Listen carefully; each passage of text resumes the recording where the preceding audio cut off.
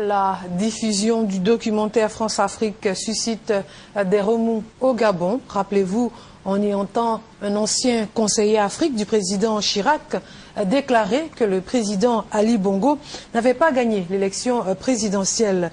Zachary Miboto, président d'un parti de l'opposition, réclame tout simplement son départ du pouvoir. Miboto demande la démission d'Ali Bongo Ondimba. Forte tension hier à Libreville au Gabon.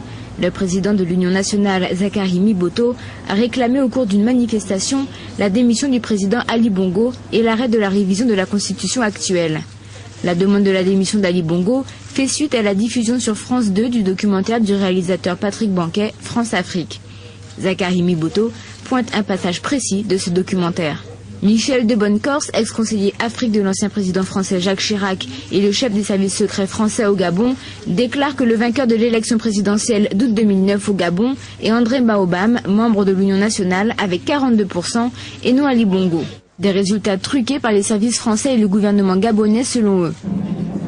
Nous, on a plein d'infos comme quoi Obama a eu 42 et Ali Bongo 37. Et que c'était quasiment inversé. On a les vrais chiffres. Et bon, on n'est pas les seuls.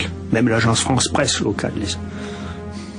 Personne ne dit, mais ça me révolte, moi. Plusieurs milliers de militants de l'Union nationale ont manifesté samedi devant l'Assemblée nationale à Libreville en brandissant des banderoles très explicites accusant la communauté internationale et le président français Nicolas Sarkozy de faire deux poids deux mesures entre la situation au Gabon et celle en Côte d'Ivoire.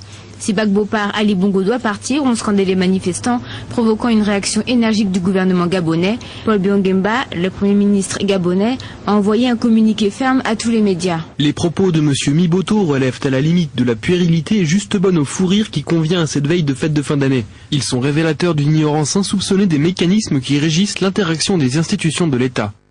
Libreville subit ainsi les soubresauts de la situation ivoirienne, les vérités nauséabondes des agissements français en Afrique, des trucages des élections connues de tous, ressurgissent au Gabon à travers la posture arrogante de la France en Côte d'Ivoire, aux grandes dames d'Ali Bongo Ondimba et de son gouvernement.